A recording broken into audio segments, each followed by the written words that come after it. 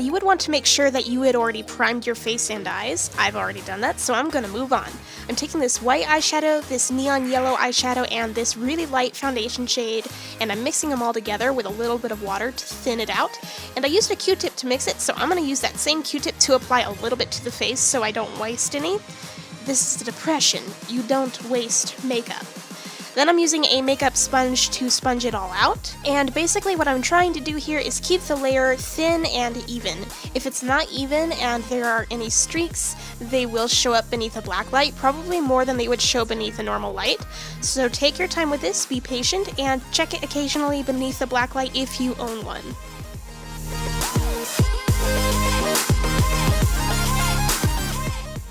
Next, I'm going to take this really pretty blue eyeshadow that I know will not glow beneath a black light, and I'm going to use a fluffy eyeshadow brush to contour my face with it.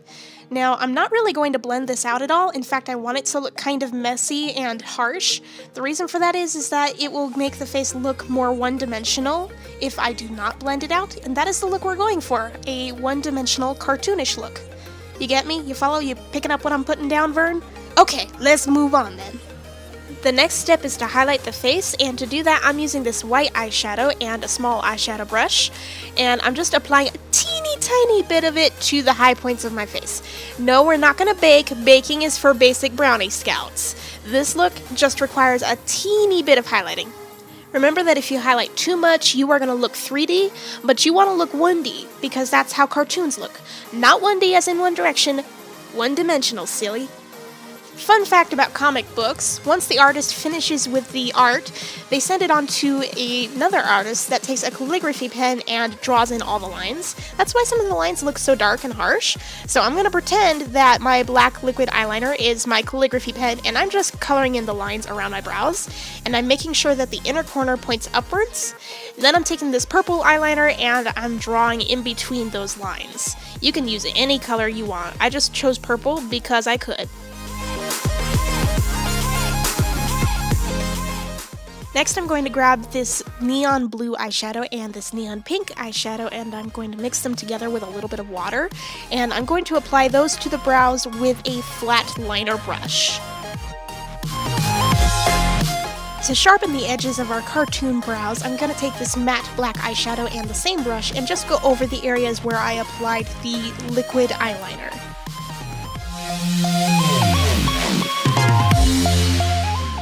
For the eyeshadow portion, you can use any color you want. I'm using this blue eye pencil that I have, and I'm going to draw all over the eyelid and up above the crease of the eye, almost all the way to the brow bone, but leaving it just a tiny bit of space between the eyebrow and the eyeshadow that is bare.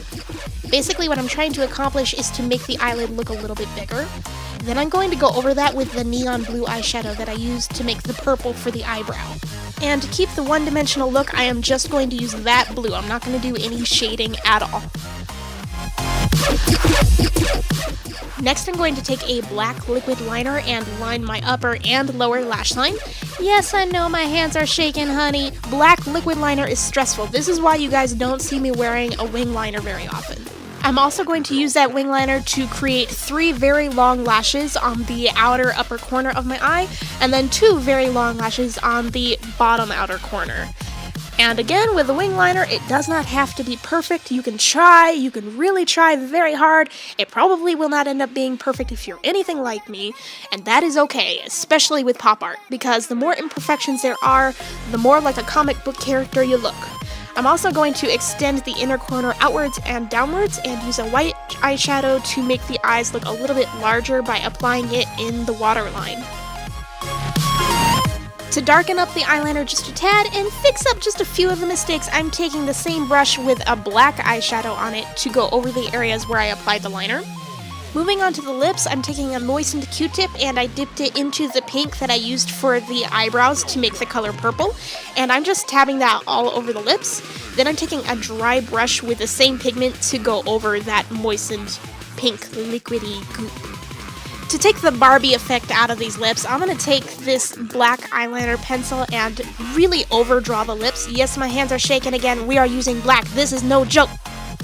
And I'm going to seriously overdraw and exaggerate the shape of my lips.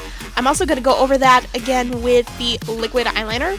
You want to really exaggerate the shape of your lips, especially at the outer corners, and make sure that they turn downward just slightly. I'm going to go over that with the liner brush and with the matte black eyeshadow to fix up any smudges or mistakes, and also to sharpen up the shape just a tad. Using the same black eyeliner, I'm going to draw a very thick line right at the opening of the mouth of both the upper and lower lip. This is going to create a perpetually slightly open look to the lips. Now you can stop here if you want, or if you want to go the extra mile, you can make it look like the light is hitting the cartoon character's face from one side. So what I did is I turned all the lights off in my room except for one, and I put that light on the right side of my face, and then I used the liner brush with the matte black eyeshadow to color in wherever I saw shadows, and I basically just freehanded the shadows from there. You can go nuts with this, and it doesn't require an artist's ability. If you give me a paper and a pencil, anyone who knows me will tell you that the best I can do is a stick figure. However, this part was so easy, and you just have fun with it. To create the quote-unquote window effect that you see on female cartoon characters' lips sometimes, I'm taking a white pencil eyeliner and I'm drawing little white streaks on the lips and outlining them with the black liquid liner. And this part would work a lot better with a white liquid liner. However, I didn't have one, so I made do. That's okay. You know, it still looked pretty good. You know, I was satisfied. I'm happy. I'm happy. You happy? I'm happy.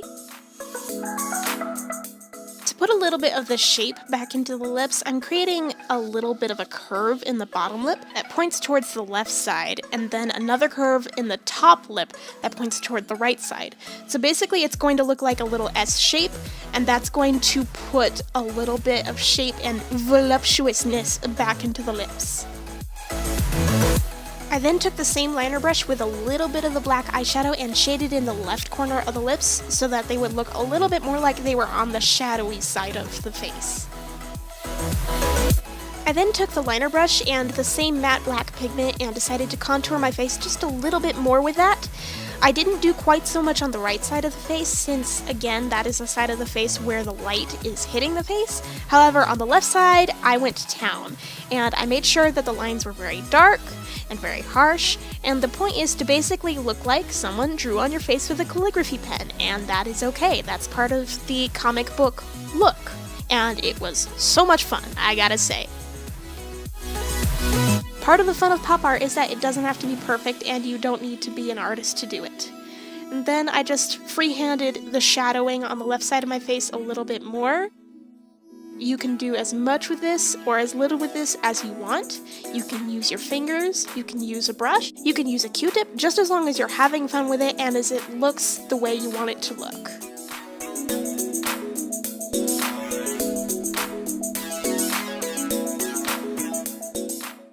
If you want, you could of course stop there. I decided to take it one step further and bring the polka dot effect that you see in certain comic books onto my face.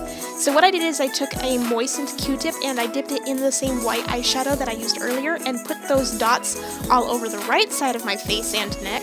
And then I did the same thing with the left side, only with black eyeshadow.